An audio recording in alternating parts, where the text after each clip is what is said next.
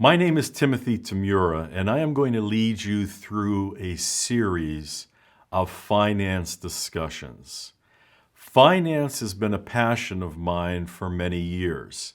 I spent over 30 years as a professional investor.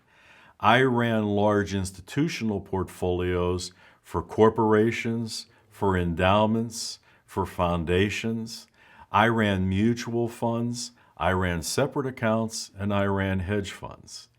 In the course of my activity as a professional investor, I had to use the concepts and the ideas that we are going to be introducing throughout our discussion on a daily basis.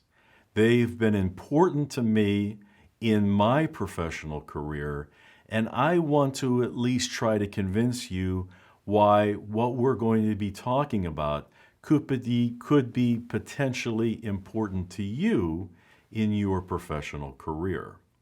Now, academically, I also come to the table with a somewhat unique academic background.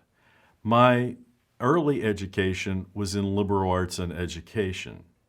However, what I did was I eventually went up and earned a series of doctoral degrees in management with a focus on behavioral finance from the Case Western Reserve University in Cleveland, and also in educational philosophy from the University of Pennsylvania in Philadelphia. I have a master's degree in finance from the University of Wisconsin and a second master's of science, again from the University of Pennsylvania. My postdoctoral work was at the University of Florida in international and entrepreneurial finance. I spent my professional career trying to bring together the professional world of finance together with the academic, theoretical world of finance. And that's what I am going to try to do over the course of our conversations. Now, I will tell you right up front that I am going to try to demystify finance for you. I am going to try to cut through a lot of the lingo. I'm going to try to cut through a lot of the seemingly complex mathematical formula. And I'm going to show you what I think is important from a conceptual standpoint to think about when we're talking about finance.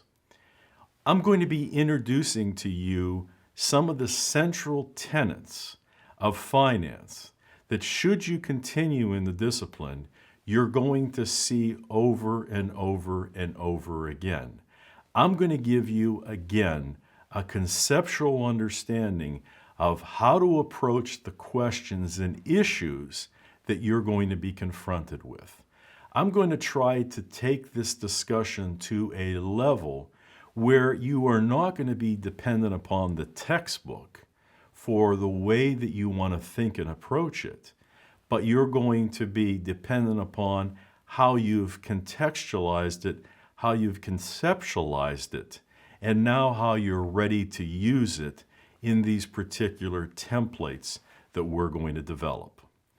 Let me conclude by saying that one of the other things that I have done in this particular course makeup is I have tried to use the best textbook and resources, the ones that the leading universities are using.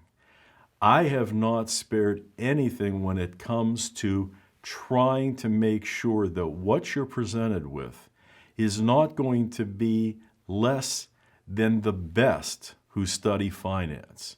So in essence, what you're going to be discussing over the course of our discussions is finance from a practical and theoretical basis linked together to help to make conceptual sense for you, but using the best of the academic resources that are available for any student globally.